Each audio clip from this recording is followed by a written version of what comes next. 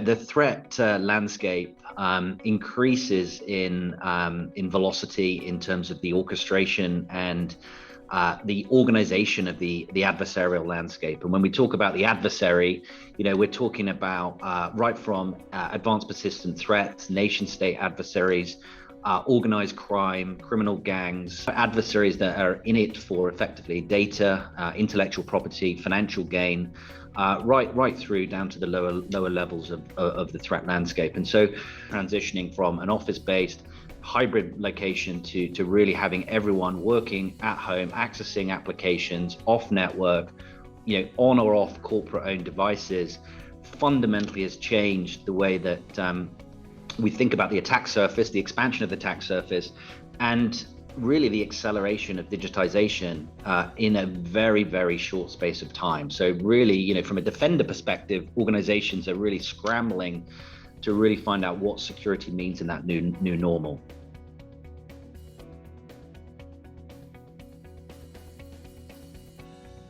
When you think about how we're defending as organizations, the tools that we use to defend ourselves can equally be used by the adversary, the attacker, effectively to launch malware in the environment, to move laterally, and used as effectively tools as part of their overall armory to go and attack the organizations that we work in and work with every day.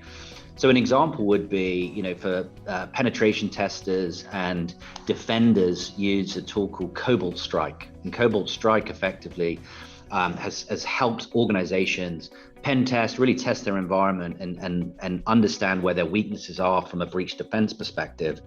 A large number of cyber attacks effectively are now using Cobalt Strike on the adversarial side to effectively help the attackers get a foothold in the environment, use the same tools to launch their attacks within the organizations that we're defending. And so we're seeing that almost a commoditization of malware, but also some of the defender tools being used on the adversarial side.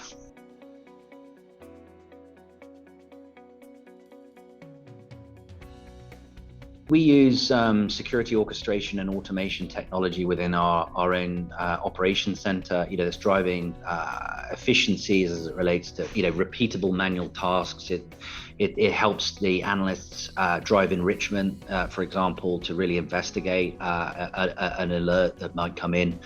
But effectively, a lot of the tools that we're using, whether it's on the endpoint or on the network, or whether it's in the central SIM environment, is effectively using, a form of artificial intelligence, a form of machine learning.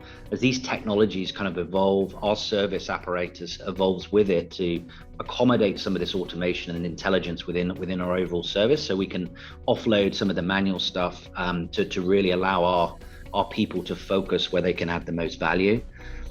But increasingly, the more we build artificial intelligence, machine learning, next generation technologies into our own defensive capability, the adversary is also using the same tools, right? So I talked about Cobalt Strike as an example. We have to, this is an arms race, right? We're in a race for the tools, the techniques, the procedures, what we use on the defensive side.